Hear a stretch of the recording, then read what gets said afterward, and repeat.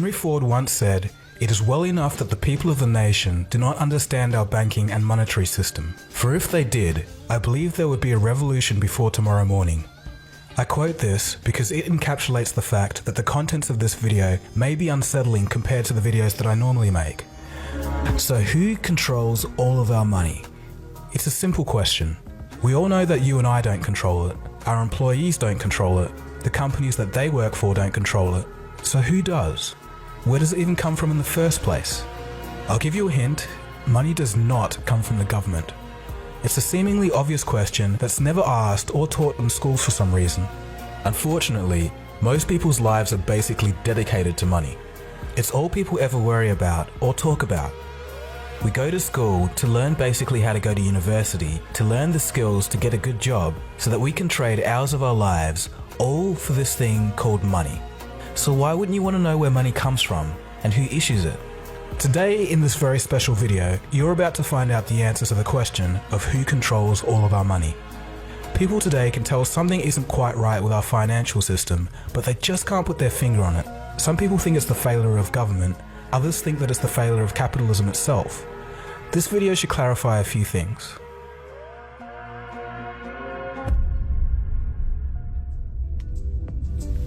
The year is 1694, and England had just suffered through 50 years of war. Exhausted, the English government needed loans to fund their political means. Brainchild of Scottish banker William Paterson, it was decided that a privately owned bank that could issue the money to the government out of thin air was to be the solution. This was the very first modern central banking system in the world. Central banking is more influential than laws, governments, and politicians, but strangely not the focus of the general public. Fast forward to the early 20th century, and after 2 failed attempts, a group of bankers wanted to put a central bank in the United States of America. It was December of 1910, and Senator Nelson Aldrich boarded a private train car in New York with 6 others.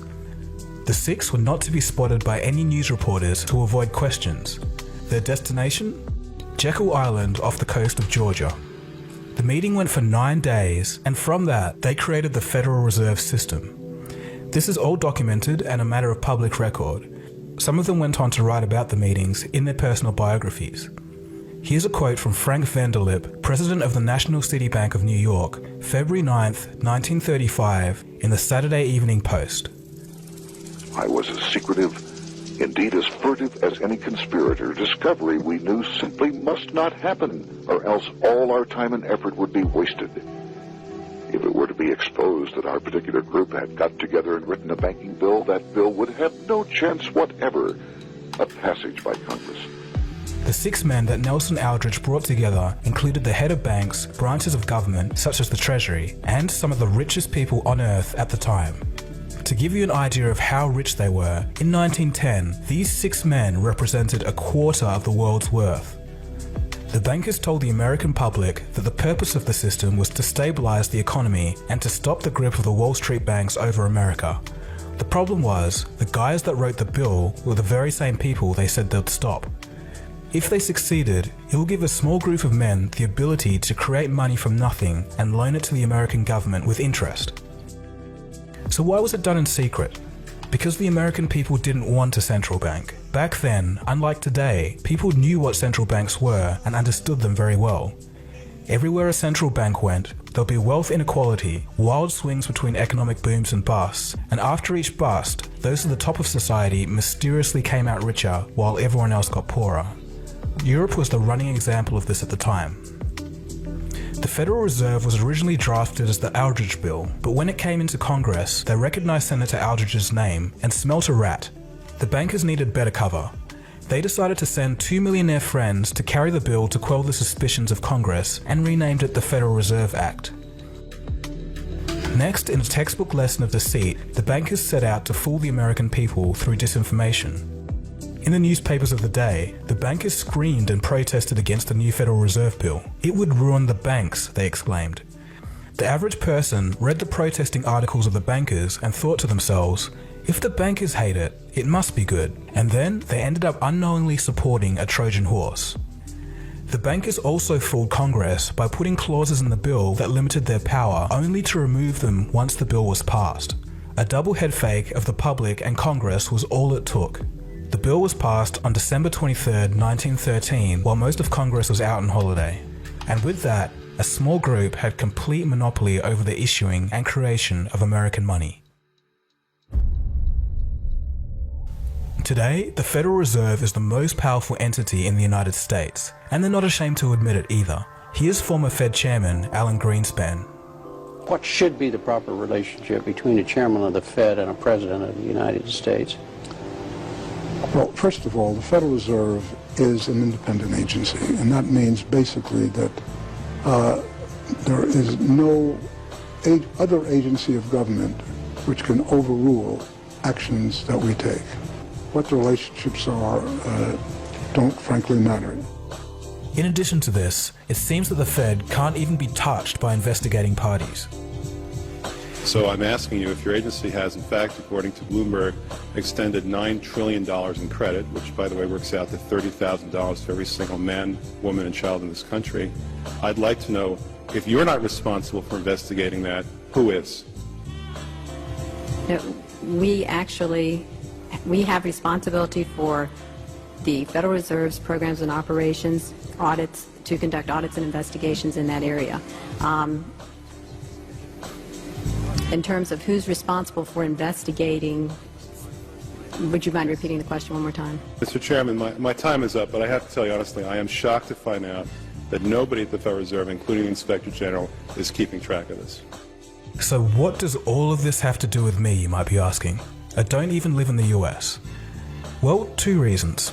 Number one, the central banking model from the Bank of England and the United States has now been put in all countries, and even consolidated power in parts of Europe as the European Central Bank, or ECB.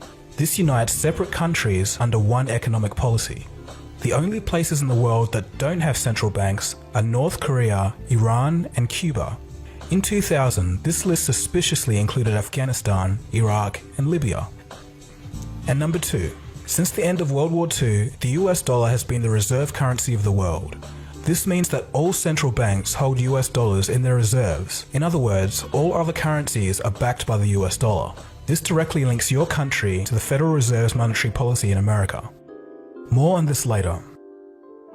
When the post-World War II monetary system, called the Bretton Woods system, was created, all US dollars were backed by and exchangeable for gold.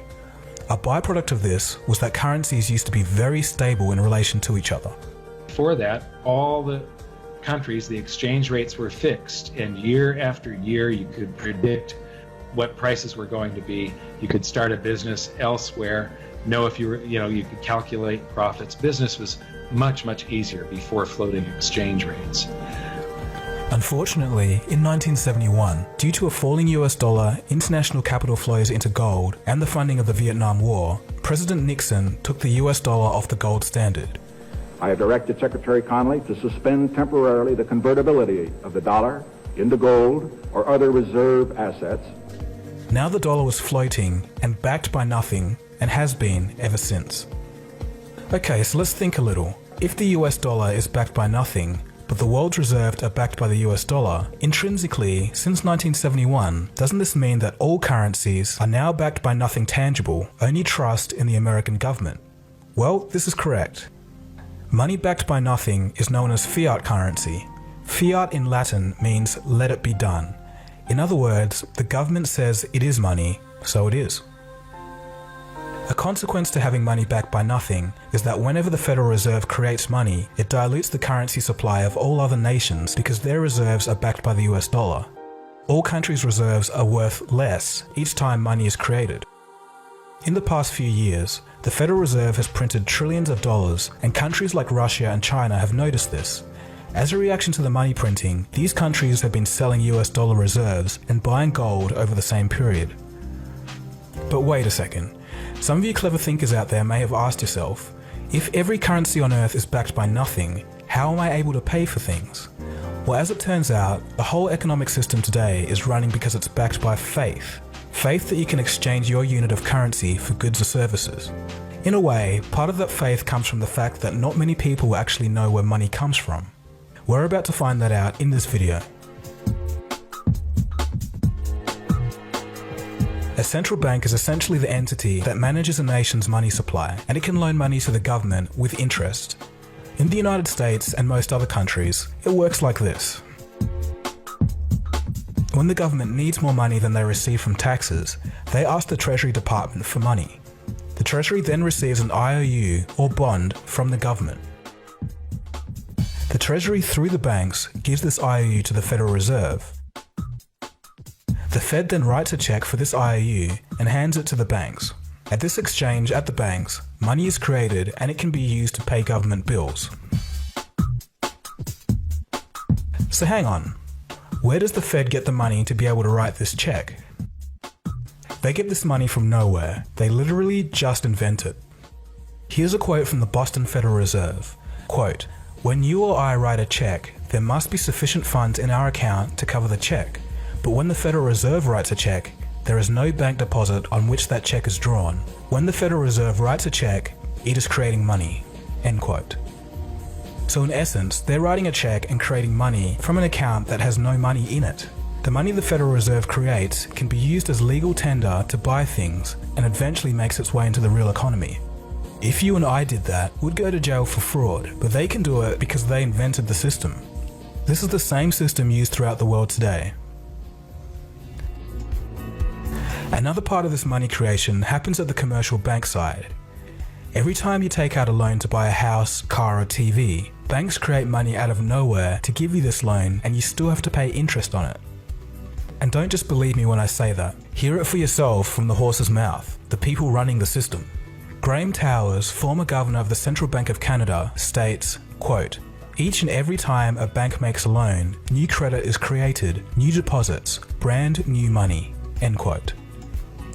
Paul Tucker, Deputy Governor of the Bank of England, quote, "Banks extend credit by simply increasing the borrowing customer's current account." End quote.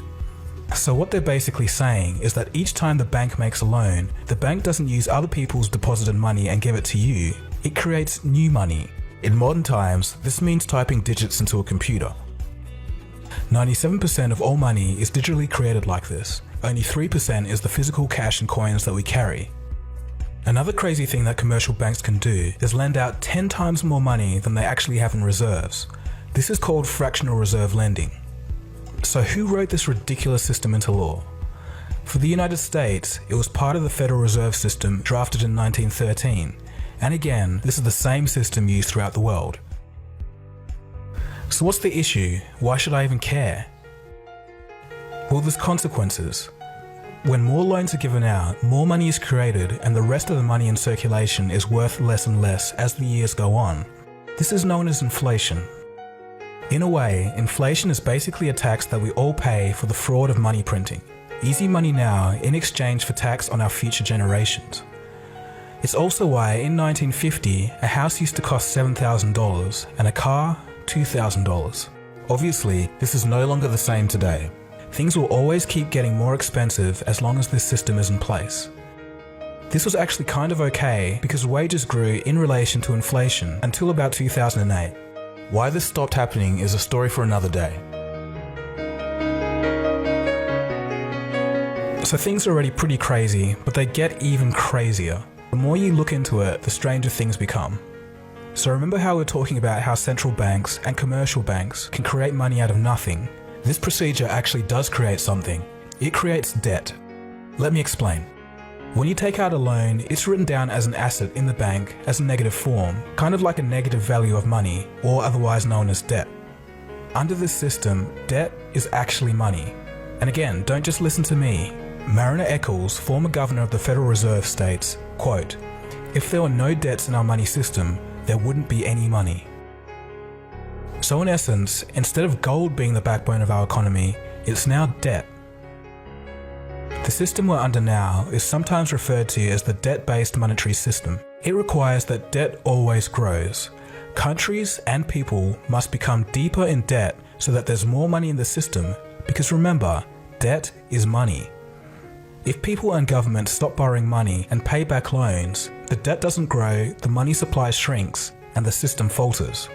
It truly is bizarre, but we all live in this system each and every day. The Federal Reserve and other central banks control money by adjusting its supply and how much it costs to borrow money, otherwise known as the interest rate. With these tools, and as a consequence of human group psychology, central banks can create booms and busts in the economy at will and also distort and derail an economy by messing with it. Let's take a quick case study. In the year 2000, Federal Reserve Chairman Alan Greenspan cut interest rates to 1%. He did this to try and fight off a recession from the dot-com bubble and encourage people to borrow money. When interest rates are low, if you're borrowing money, you save a whole lot on repaying mortgages. Since a 1% interest rate hadn't been seen at the time since the 1950s, it was a pretty good deal. Greenspan's idea was that he could create a wealth effect. People would start to buy houses, the prices would go up, and then people would feel wealthier and spend more money in the economy and stimulate it. Greenspan sure succeeded in getting people to borrow money to buy houses, but they borrowed too much, and the result was the 2008 housing bubble. This is a prime example of what can go wrong when central banks mess with an economy. Yes, corrupt bankers have a lot to answer for in their role in the 2008 crisis, but the Fed has a far bigger long-term impact. Even crazier things are happening in Japan. Their central bank is buying so many stocks that they were the #1 buyer of Japanese stocks in 2016. So they have part ownership of companies with money that they created from nothing. So in essence, it is the central banks that control our economy and the central and commercial banking system together that control all of our money. The difference is, central banks can create money at will, while commercial banks need loans to create money.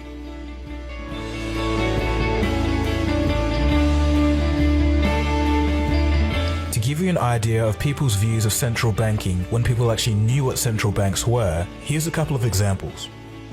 In 1881, then President of the United States, James Garfield, states, quote, "Whoever controls the volume of money in any country is absolute master of all industry and commerce, and when you realize that the entire system is very easily controlled one way or another by a few powerful men at the top, you will not have to be told how periods of inflation and depression originate."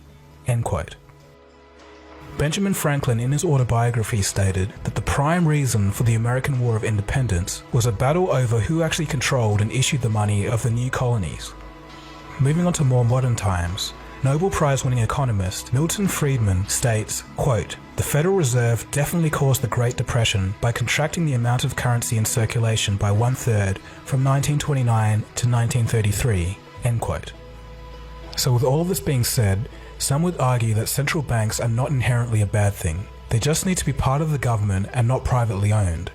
The government should be able to issue its own money for the benefit of the people and shouldn't have to pay a massive interest on its own debt.